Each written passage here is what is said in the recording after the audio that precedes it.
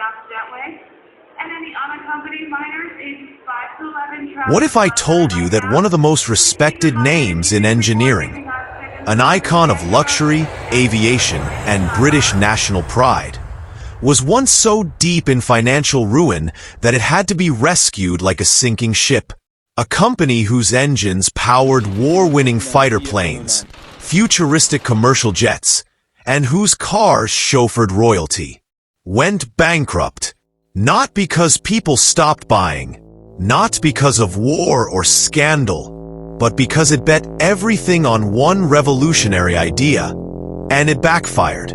This is the story of how Rolls-Royce, the engineering giant, collapsed under the weight of its own ambition, and how the very engine that nearly destroyed it later saved its future. And trust me, this isn't just a story about business. It's a story about obsession, pride, government bailouts, aviation dreams, and the haunting price of innovation. Before we dive in, hit that subscribe button if you love business stories with drama, twists, and lessons that the news never tells you. We break down the real stories behind billion-dollar brands. Let's go back to where it all began. The year was 1904. Henry Royce is no aristocrat. He's not born with a silver spoon. He's not even formally trained. He's an electrician and engineer with a reputation for being intensely meticulous. He believed that perfection wasn't a goal. It was a duty. Charles Rolls, on the other hand, was the opposite. A wealthy aristocrat, university-educated, obsessed with fast cars. Where Royce saw technical schematics, Rolls saw opportunity.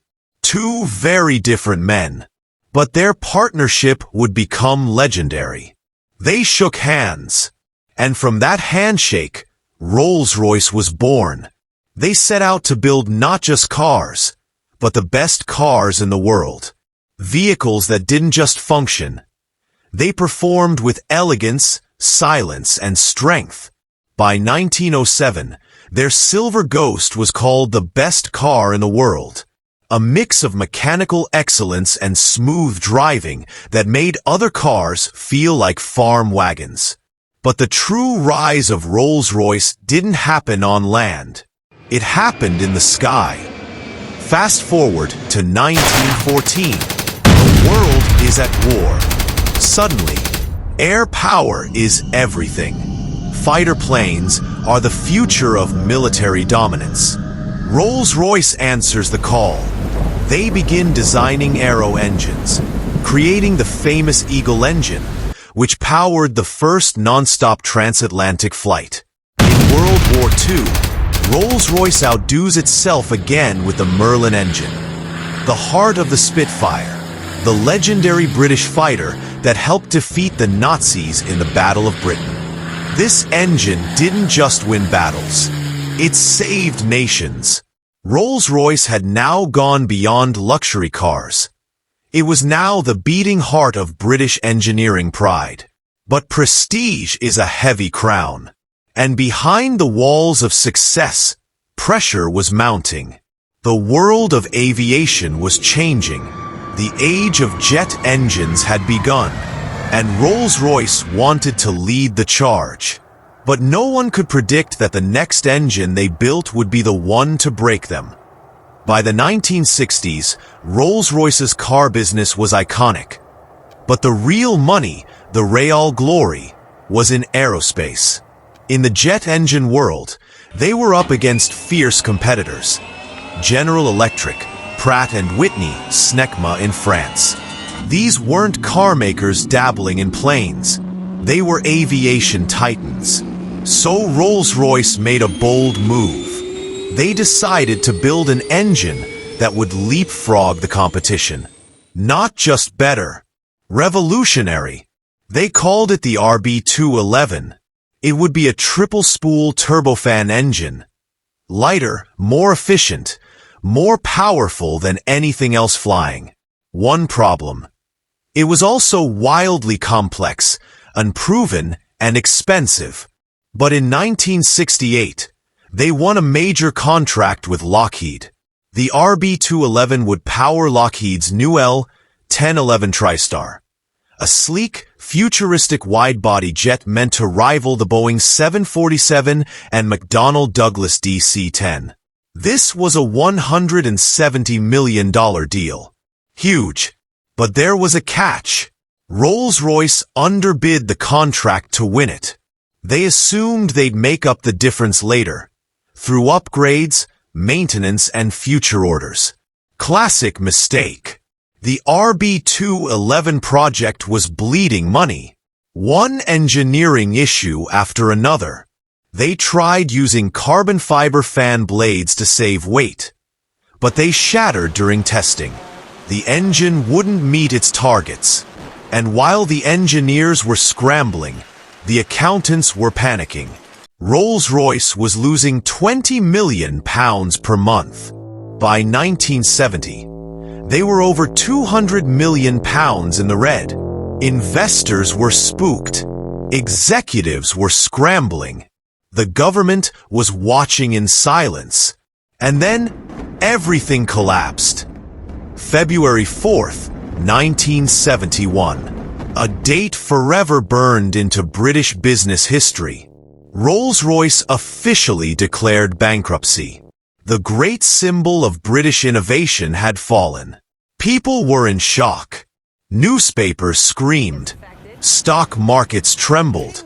But this wasn't just a company going under. This was a national emergency.